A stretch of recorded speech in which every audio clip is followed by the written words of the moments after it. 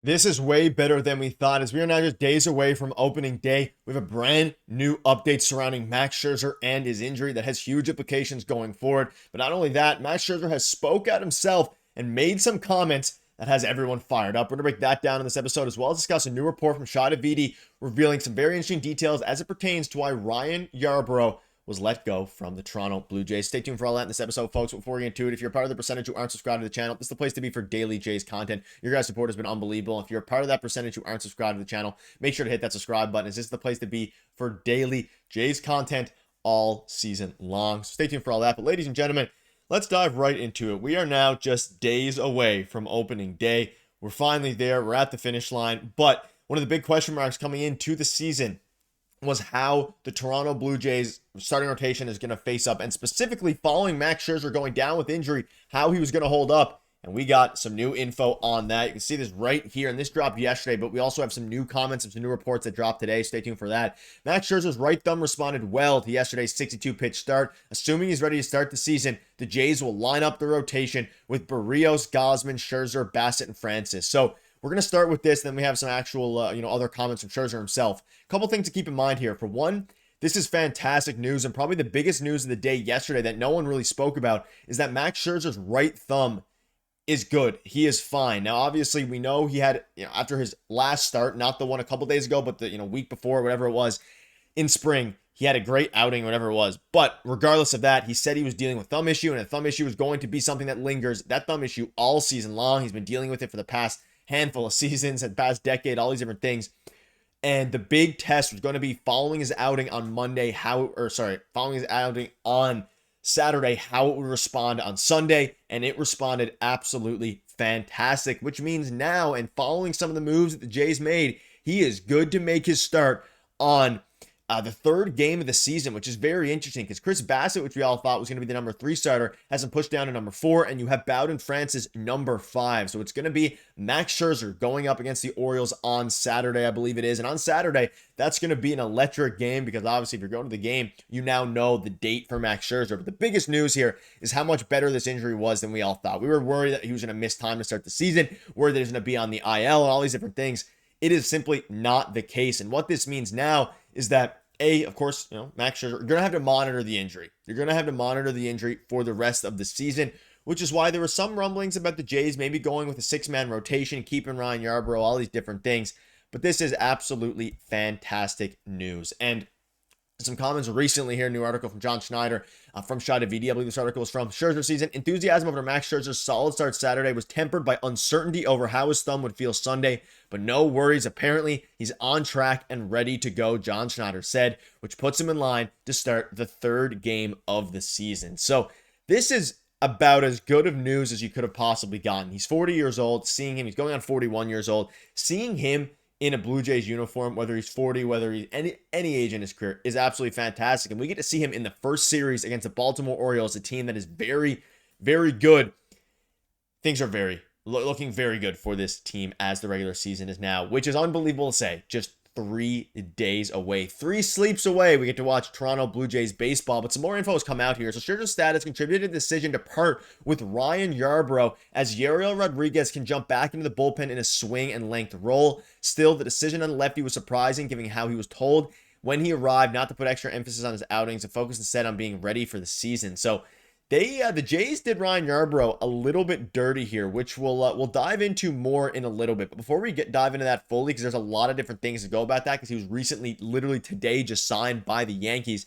Max Scherzer was asked to assess his first camp with the club, and this is something that I think also contributes to how not only is it better than we thought as it pertains to the injury, but the signing in general. He said, "You're going to hate my answer on this. I've been on enough teams. I've seen how everything comes together. There are good guys in this clubhouse, but you really don't know what you've got and how the team is going to gel and how it's going to come together until the middle of the season.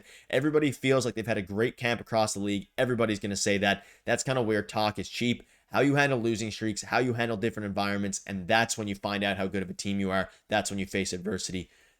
Then you'll know what type of team you have," which is a fantastic quote and one that I think more than ever this Toronto Blue Jays team desperately needs. Yes, they won the Keegan Matheson made up Golden Grapefruit. They won the league, the championship, all the different things, which isn't a real thing.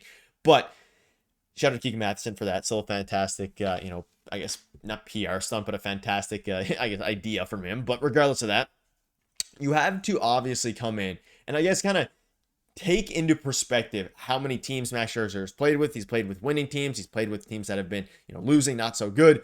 Obviously, the Nationals at times. He is one of the best pitchers of all time. And for him to come in now at 40, 41 years old, he is going to elevate this team. It doesn't matter whether it's in the form of course, wins, his WAR. But we've been talking about it on the channel a lot, and I've been talking about it on the channel a lot, sorry. The intangibles that he brings to this team, which you can say that for a lot of players, specifically this guy, and you can see it right here. There's no BS with Max Scherzer. He's going to come out and say it how it is. This team needs to win games. They haven't won a playoff series with this core, and that is what this team needs to do, is win playoff series and win games. And we're not going to know how good or how different this team is until the regular season starts, until there's some losing streaks in there, until there's injuries, all these different things happen. And for him to come out and say that is about the best answer you could have gotten from him. And it makes me even more excited for the upcoming season because at this point, they brought in the right guys. I think they made the right moves. There is still some moves, maybe a bat short, depending on how Allen Roden and things do. But we're locked into the playoffs now, and this is a fantastic quote. So let us know down below what your thoughts are on that. I wanted to go back, though, to the Ryan Yarbrough situation because Ryan Yarbrough signed a $2 million major league deal with an AL East rival New York Yankees today, and that has kind of put Jays fans up in a little bit more alert here. And like I mentioned earlier, it is a little bit crazy, and I covered it in the video at the start of spring when they signed Ryan Yarbrough to that minor league deal, that they told him to be ready for the regular season and to not worry as much about outings because he was going to make the team.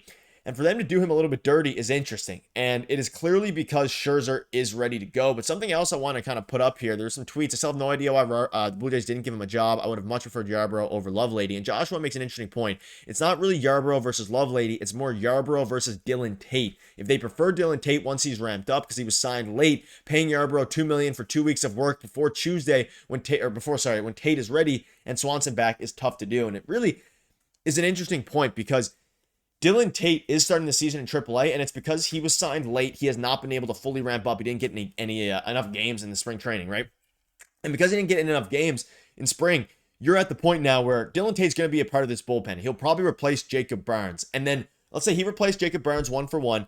Once Eric Swanson comes back, he's going to replace the lefty in Richard Lovelady. And I don't think the Jays are necessarily going to be running two lefties. They're going to have, because of the 3-batter rule, they're going to have Brandon Little running most of the left-handed matchups. They love Nick Sandlin against lefties in his splitter. They love Eric Swanson in his splitter against lefties. So they didn't want to pay Ryan Yarbrough $2 million to have him cut 2 weeks later. And I think it makes a lot more sense now. And it's a very interesting point. That being said, it sucks that he's a New York Yankee, and it sucks that that's the way that things went, because we're going to have to play him now in the throughout the regular season. So a lot to go over, ladies and gentlemen. A ton of things happening as you start to look at how this team is shaping out here.